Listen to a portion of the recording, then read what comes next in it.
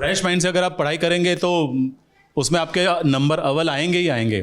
और सीरियल की जितनी भी बहुएं होती ना, वो कभी पीछे नहीं हटती, वो आपको प्रेरणा देती रहेगी कि देखो जीवन में कभी हारना नहीं है, चाहे कितनी भी बड़ी मुश्किल आ जाए सामना करना है, कितनी भी बड़ी मतलब लोग उनके सामने साजिश करें लेकिन वो कभी हारती नहीं, क्योंकि साजिश भी कभी हारती नहीं। कभी नहीं हारती। पुष्पा नाम सुन के फ्लावर समझे क्या? फायर है मैं। पुष्पा नाम समझकर फ्लावर समझी है क्या? आपन फ्लावर नहीं फायर है। पुष्पा नाम सुन के फ्लावर समझे क्या? फायर है मैं, झुकेगा ना है।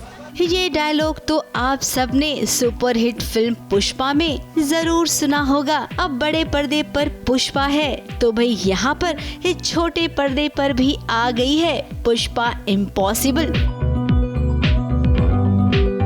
अब जिसके नाम के आगे ही इम्पॉसिबल हो उसे समझ पाना ये तो बहुत मुश्किल भरा होगा। एक तो नाम पुष्पा और उस पर छोटे पर्दे की बहू। एक मिशन पे निकली थी पुष्पा, तो वो उसको पूरा मतलब उसकी शुरुआत होते हुए नज़र आ रही है, इसलिए खुश है। बहुत इन्जॉय कर रही हूँ, बहुत मज़ा आ रहा है। बहुत पॉजिटिव लोग हैं, सब बहुत अच्छे हैं, सारे डिपार्टमेंट्स बहुत अच्छे हैं, बहुत मज़ा आता है, मस्ती करते हैं, हंसते खेलते सब कुछ हो जाता है, तो पता ही नहीं चलता कब दिन शुरू होता है और कब दिन ख़त्म हो जाता है। अब ये पुष्पा थोड़ी सी हटकर है, तभी तो इसे इम्पॉसिबल कहते हैं। अब देखिए बच्चे भी ये बात अच्छे से समझते हैं कि मम्मी कुछ कहती है ना तो उसमें ज़रूर कोई बात होती है, और वही मम्मी को भी बच्चों की बात बुरी लग जाती है तो मम्मी बेचारी रूठ कर छत पर चली आती है। और फिर बच्चे अपनी माँ को मनाने के लिए किस कदर जतन करते हैं।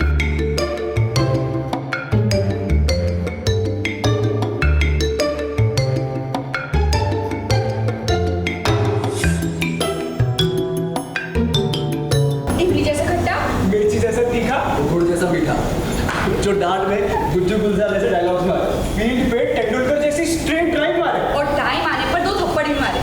थोड़ी तेरी गलती थी, थोड़ी हमारी। आमने सामने फिटनेस हुआ, अब मुस्कुरा देना। मुस्कुरा नहीं तो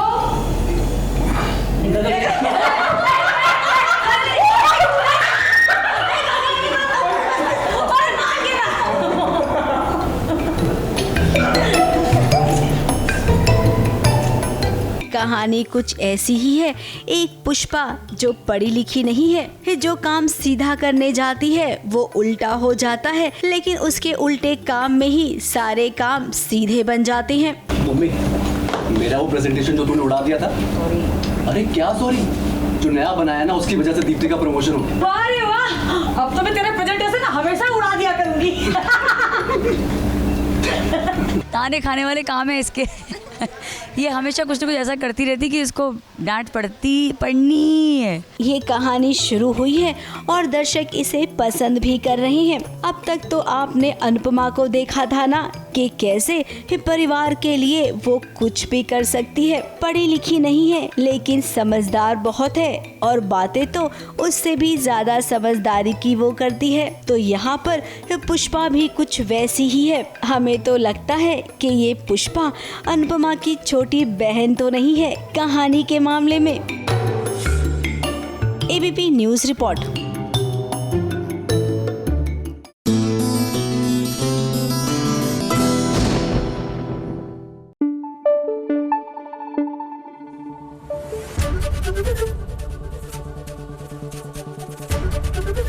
एबीपी न्यूज़ आपको रखे आगे।